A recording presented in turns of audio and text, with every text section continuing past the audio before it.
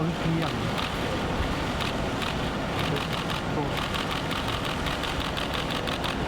Pas plus long. Merci.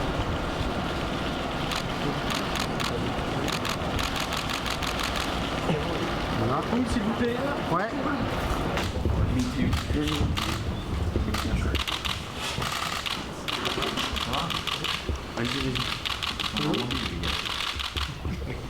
Trudeau. Monsieur Macron, hier, vous avez fait l'apologie de notre rencontre. Je tiens d'abord à remercier le président Macron d'avoir organisé la... Après presque 2 ans de mise en œuvre, et après cette mise en œuvre provisoire, parce que le CETA est déjà une réalité aujourd'hui, puisque la mise en œuvre provisoire a été décidée, le bilan du CETA est positif. La déstabilisation économique qui avait été crainte par certaines filières agricoles sensibles n'a pas eu lieu.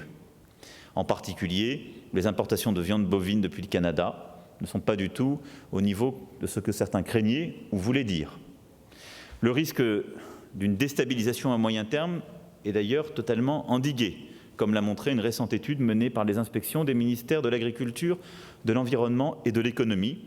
Un dispositif de suivi a été mis en place. Et grâce aux mesures adoptées par le gouvernement depuis 2 ans, nous pouvons garantir qu'une application définitive du CETA peut se faire en totale cohérence avec les exigences nationales en matière de santé et d'environnement. Je souhaite pour ce faire que l'Assemblée nationale puisse dans les prochaines semaines examiner ce texte pour lecture et adoption en première lecture. tous les deux face à un défi d'une popularité qui n'était... L'accord est entré en vigueur de façon provisoire il y a un peu plus d'1 an et déjà on constate les bienfaits. Il crée des bons emplois pour la classe moyenne et des nouvelles occasions pour nos entrepreneurs.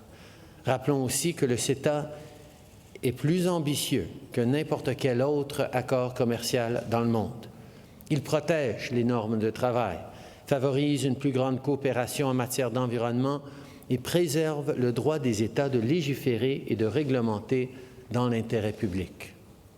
Le CETA représente l'avenir d'un partenariat économique renforcé entre le Canada et la France, un partenariat fondé sur des valeurs et des objectifs communs.